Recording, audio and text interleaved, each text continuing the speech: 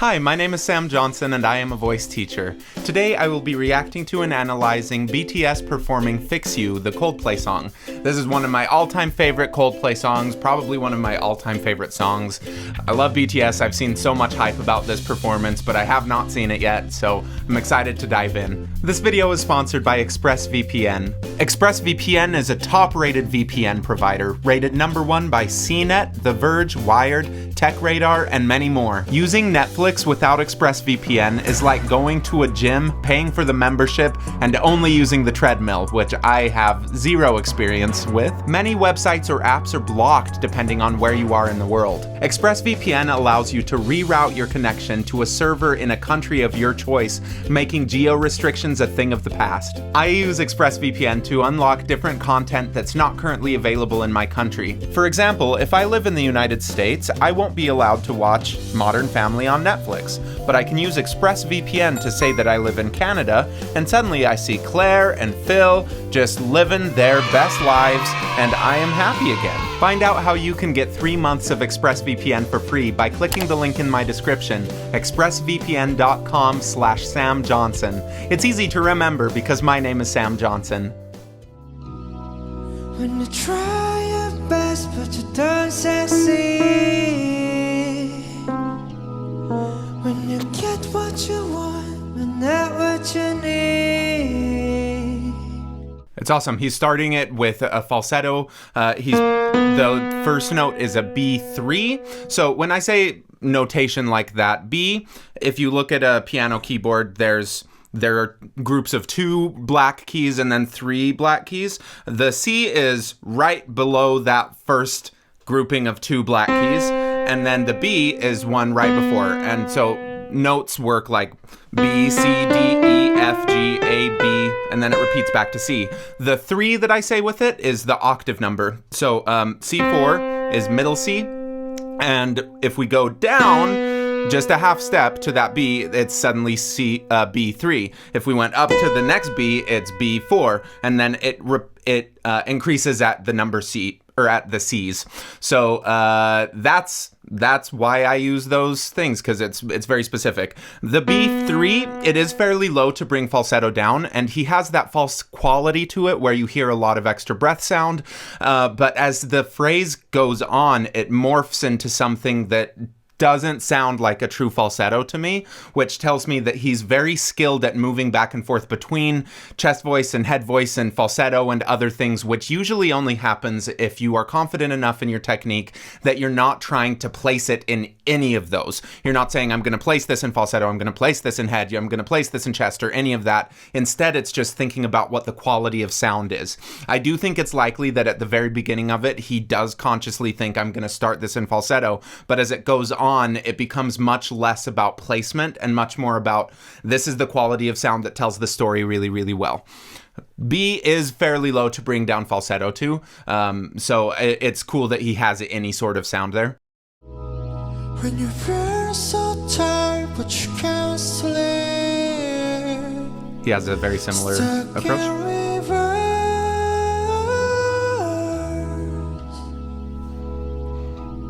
He uses a lot of the sound in it. I love it. I think it's part of his accent.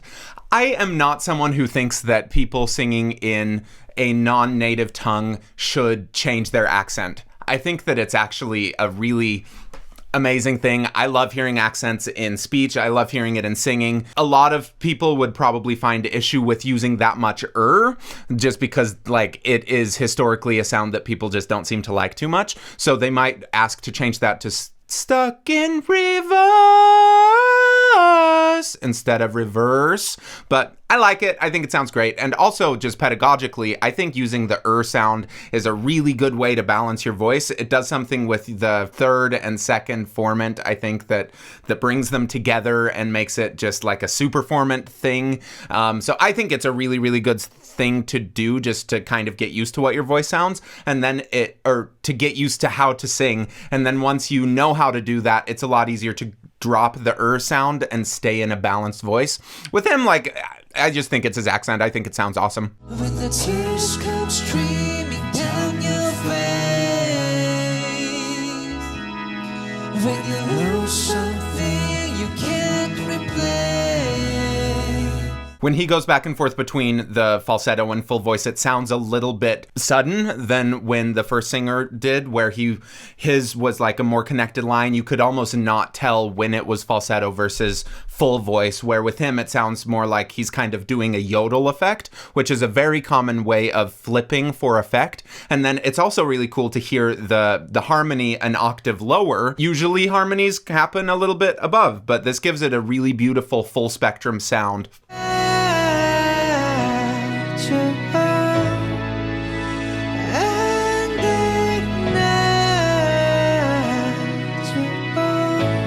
They're great. I mean, most of this is kind of a falsetto-y thing.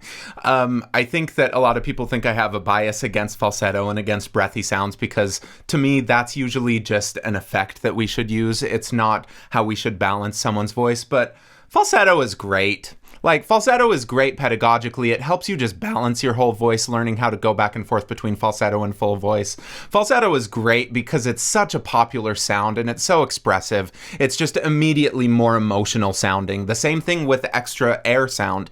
So when you watch me, like, yes, I am overly critical of people who kind of default to a very breathy sound, but that's because I believe that it doesn't give you as many options of colors to use as if you were defaulting to a less breathy sound. But there's nothing wrong with using the breathy sound. I just want you to make sure that you're using both of them on purpose. And every single singer so far has showed that they have the capability of going back and forth just like that. When you're so in love, to let it go. But if you never try, you'll never know. Same thing with that really heavy R. A lot of people might find that to be an aesthetic, unappealing thing. Like at one point, one choir director told me that the word world is just the most ugly sound because it's got like the in the middle and it's just like hard to say. People have a real bias against the sound and they're using it a lot, but I do think it sounds lovely. Who cares? Like, you can like these things too. That said, if you are trying to sing for an adjudicated thing, say you're in high school and you have to sing at Allstate or something, cut out all your R's. Those kind of judges are going to hate it. I like this, but if I'm working with someone on more of a classical leaning thing, cut out all the R's. If you're working with someone on more of a music theater and you're not bringing out those R's as like kind of an over-enunciation thing as part of the style, cut out all the R's, especially on sustains, or make the R just a really quick thing at the very end. Is that Jimin? I know this much, and I'm a really dumb person, but I'm pretty sure that I love him.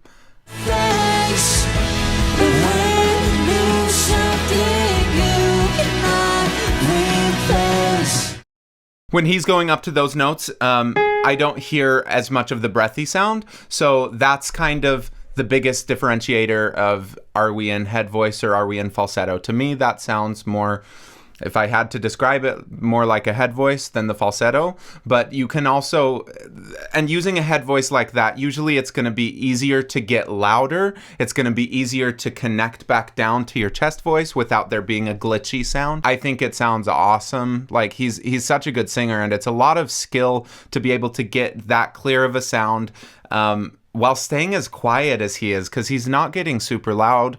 And that's one of the big things actually that kind of matters in vocal classification, in saying you're this kind of tenor, you're this kind of bass, you're this kind of baritone, whatever, is how quiet you can sing on those upper parts. For me, if I'm singing up there, it's gonna be louder. I've just got a big voice. This is the kind of singing I've always wished that I could do, and it's actually taken me a long time to come to terms with, that's just not my voice. I'm really good at some other stuff. I can't do that as well as he's doing it. And so it's much better for me mentally to recognize, that's just not worth my time to stress out about and think that I'm less than because I can't do exactly how some singer that I like is doing it. And it's something I still come to terms with. I'm still getting used to who I am as a singer. It's something that I have to work with all of my students at some point, of just what box they think they should fit in might not be the box that they naturally fit in, and that's okay. Anyway, he's great, and they're all so confident in what their voices are capable of. And I think that the arrangement of this song really utilizes those different colors available to them, so that even though we've got like 7 individual voices, it still comes together as one smooth storyline, as one smooth phrase. And actually the variation between all of them kind of builds anticipation and builds volume and texture at different parts, so that one voice isn't responsible to go back and forth with all of those, but it's because they know, like, they all know what their place is, what their role is in the group, and they arrange it so that they utilize those roles beautifully. Turn your face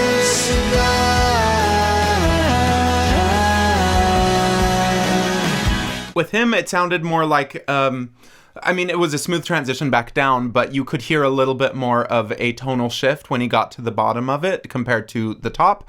It's not a bad thing. That just makes me think, okay, that's not as full of a voice as I think you'd be capable of for those high notes. It's great for pop music. They're awesome pop vocalists. I think they're all capable of getting into a louder place. They just don't need to.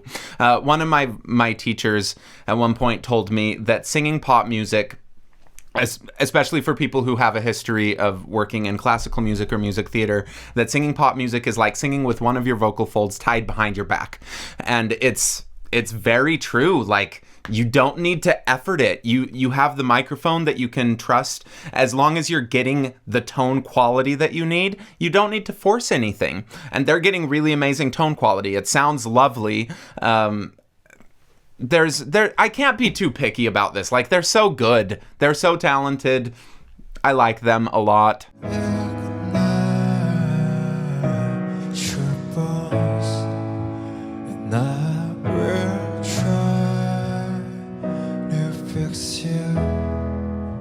It's lovely. Yeah, really good musical performance. If I'm getting really picky, sometimes they look like almost disinterested, but I don't know. Maybe that's a different part of their performance. Every time I've seen BTS perform, nothing has seemed accidental. So I think that there's some way that they're telling the story by looking the way that they look right now. To me, I'm reading it as a little disinterested, where I wouldn't teach people to perform like that, but it makes me wonder, like, why would someone want to perform like that? How does that tell the story differently? Because with them, like, I